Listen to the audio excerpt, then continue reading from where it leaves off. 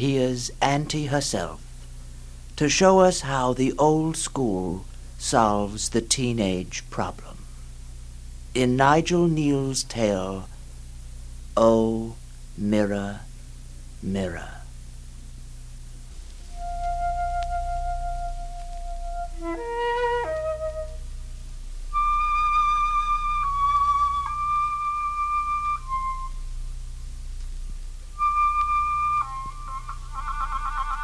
Now there's no call to start so, Judith. It's only your auntie. There. There, lie back in the bed now. Let me pull the covers round you against the draught. Oh, and a sip of water. Your forehead's hot, dear. Here. No, you're wrong, dearest. It's hot. It's not normal. Yes, I know it feels cool to you, dear. Oh, but then, never mind. Poor little Judy. Well, I'm going to sit with you for a while. There. My, what fine cane chairs you have in your room, haven't you? I think they are two of the coziest in the whole house. Age doesn't matter with really good articles. You know that, don't you? And funding repairs sometimes spoil things we've grown used to and fond of. Now I want you to lie quite still and restful. I'm going to talk to you, dear.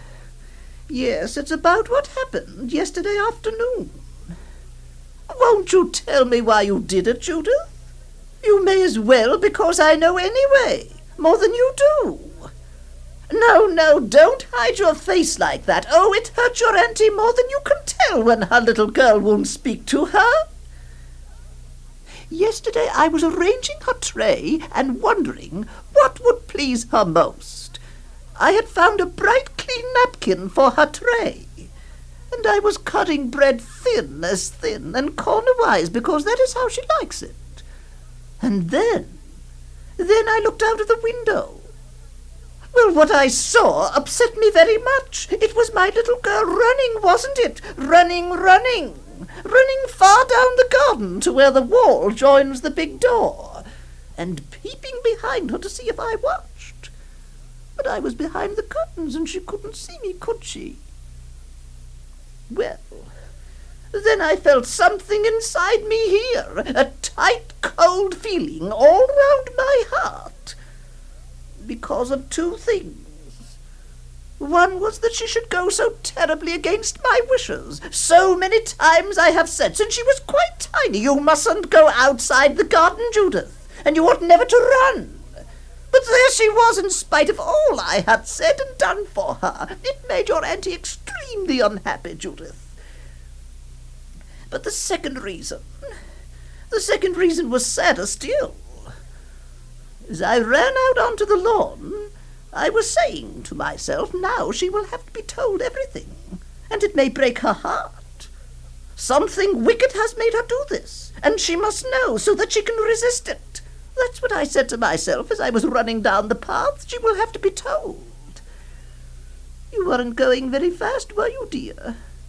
You were so young, and I am your old aunt, and yet I caught up with you among the pear trees.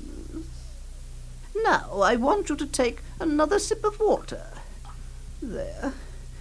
Are you quite comfortable? You must be very brave, dear. Give me your hand. Oh, such a frail little hand, tight in mine. Very brave indeed, Judith. I'll have to tell you something that will be a very great shock. I'm going to be as gentle as I can, but it will still be a shock. Let me see, you remember that fairy tale from when you were very small? The Ugly Duckling. It looked so odd and different that the other ducks and everybody drove it away. And then it changed and grew into a beautiful swan. Do you know what beautiful is, Judy? You liked that story very much, didn't you? Now just think, dear, supposing that the duckling hadn't changed at all. Supposing it became still uglier. That wouldn't have made a very happy ending, would it? Oh, hold your auntie's hand very tightly, my love, and try to be ever such a brave girl. You see, Judith, I'm afraid you're that kind of a duckling. Oh, there. Ever since you came here, as a tiny tot with no mother and daddy, I've known some day I shall have to tell you that you were different from other people. Now you're understanding. You're understanding why nobody comes here. Why I have to have a high, safe wall round the garden, and that you can never go outside, and why your auntie takes such care of you every minute of the day. I suppose you've often wondered why it was like that, haven't you? But you've always been so good and done as Auntie bid, and Auntie loves you so very much. It would have been the same if your parents had lived.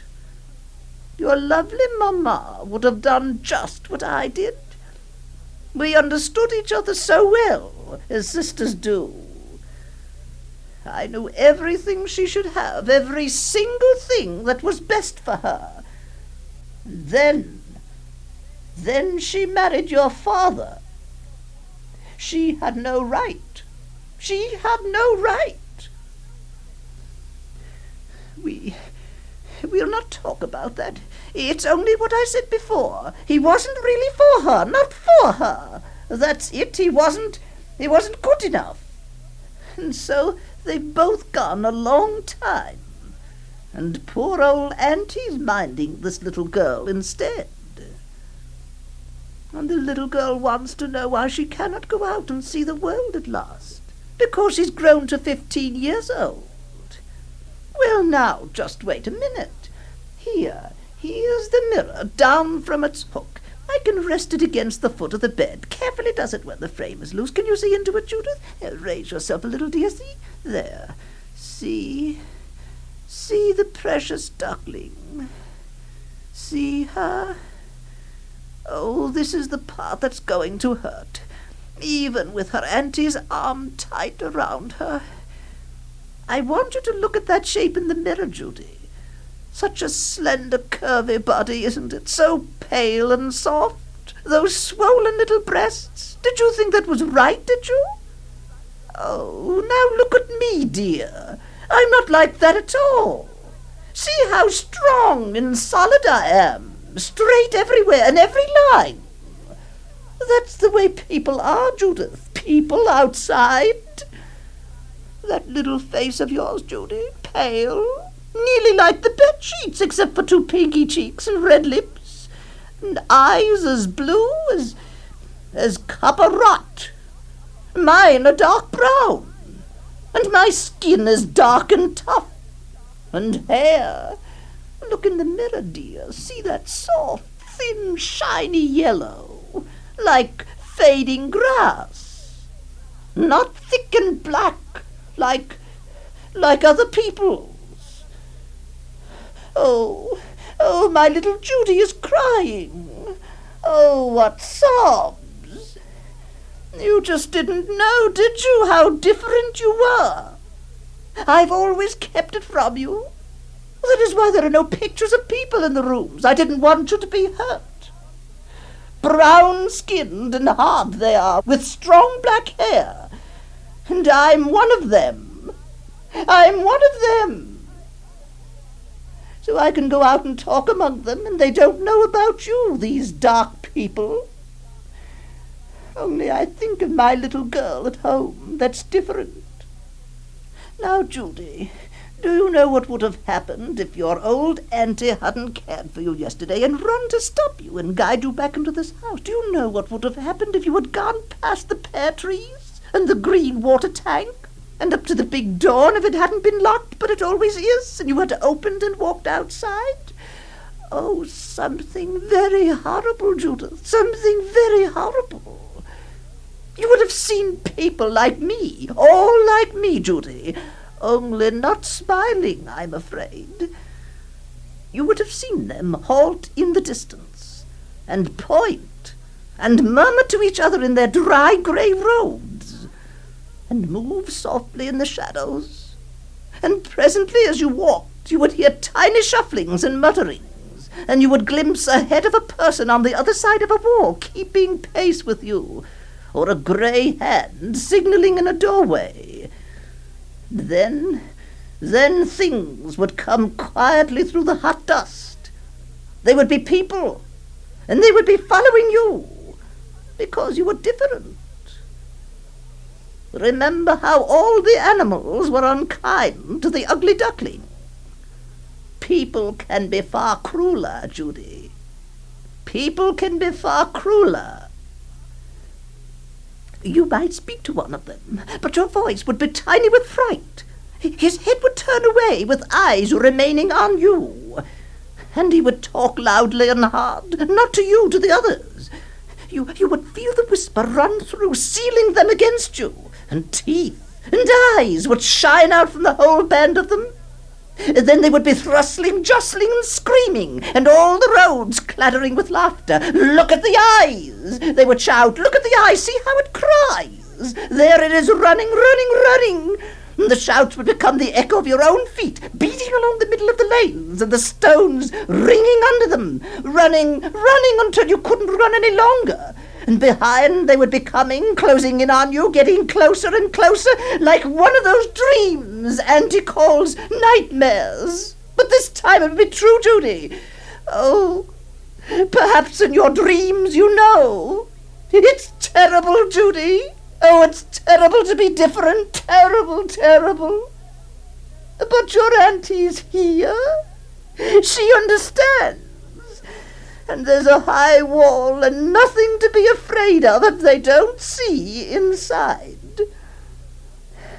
And when you make that singing, or sit watching the clouds and wondering, or tremble at the thunder, there's only Auntie to know that you're doing what no one else does. Isn't there? Your Auntie's your friend who understands. Oh, my Judy is brave, and she won't cry any more now, will she?